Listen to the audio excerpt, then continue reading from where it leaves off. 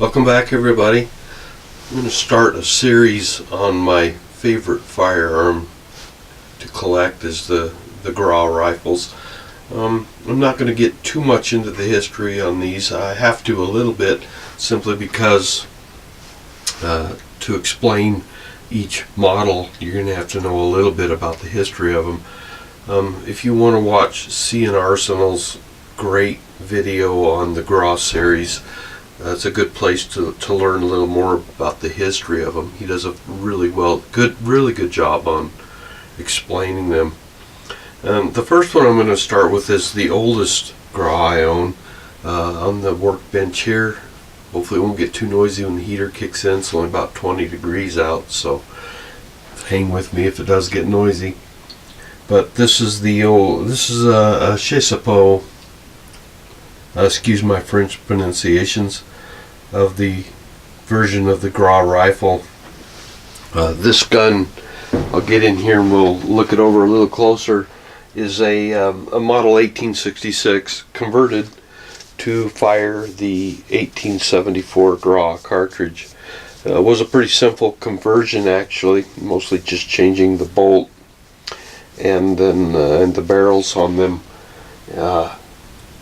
The original Chassepot was a paper cartridge needle-fired gun with a rubber sealing system. It worked pretty well, but it was weak, and the needles also wore as it would on any needle-fire gun. But I believe the primers were at the rear of the cartridge on these instead of on the front of the cartridge to help save some wear, but they still did wear. Let's take a closer look at this gun, and you can see some of the markings to indicate some of the build dates and whatnot on this gun. We'll try and not knock things around too much. Let me flip it around so I can see. And we'll start right off with the manufacturing mark, the roll mark there. If we can get it. Chatterell, that was one of the one of the big manufacturers in France. Not one of the first, but there you can see the model 1866, and then the later added 74 is the conversion to the 74. Now it does not have the M80 conversion that were done to many Gras. In fact, most. It says just a groove cut in the receiver in the internal part of the bolt channel here to help in the case of a ruptured case or pierced primer to direct the gases. Of course, it's 11 millimeter black powder, of course. This was just a fury of firearm development in this area, in this era, and this gun survived through several generations of modifications, starting with this one, ending up a black powder cartridge gun, and then finally a smokeless powder gun, relegated by that time to the back rear echelon troops, guard troops, guarding railways and telegraph lines and prison guards, whatnot like that. There's our sights. No graduations on the sides to indicate elevation on it. However, when you flip it up, you do have elevation markings out to, I believe, 1700 meters.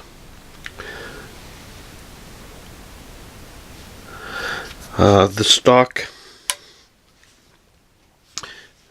flip it around here so I don't hit the ceiling, is marked right there. The serial number on the bolt and the stock match.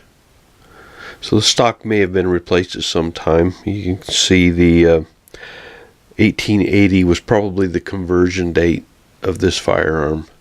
And then on the opposite side, we have a real good boxwood. As we call that the holy water plug, but that's not really what it was. It was just a boxwood plug added to show that it was a military rather than a civilian firearm. 1874 on that one. That could be around the build date. If it was, it would be the very last one, because of course it was converted to a 74. The build date on the barrel is 1873. It has been overstamped. At the time, the barrel was probably sleeved for the new cartridge. As you can see, that S80 overstamping the 3 on the 1873, indicating the date it was converted. That 1880, as we saw on the stock also. Iron fittings on this infantry style gun. The bayonet. The original Chassepot bayonet. I've displayed bayonets before on these firearms. See if we can get to focus in. You can see the build date on it, 1868. Same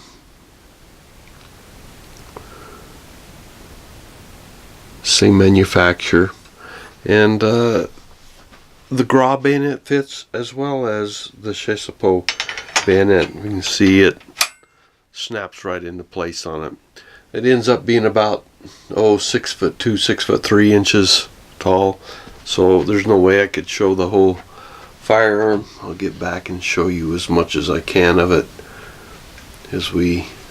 with the bayonet in place.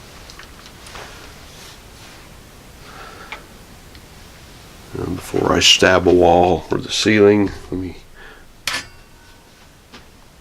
take that off. And I'll show you a Gras bayonet in a future video on some of the other Gras rifles. So I'm going to run through these videos pretty quick, but let me just give you a close-up up and down of some of the marks that are on the rifle. Very interesting rifles to research.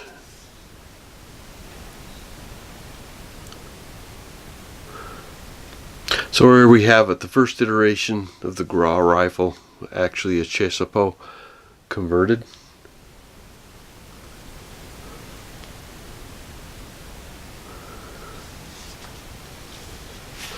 I encourage you to research the history on these. They are absolutely fantastic examples of a country's need to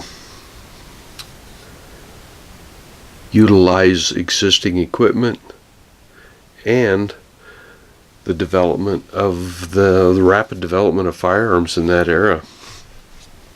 So we will continue on with the next Gras rifle. I have several we're going to show, and rather than do them all in one bulk video, we're going to do them individually. And so stay tuned, and I'll get it posted right up too. Thanks for watching.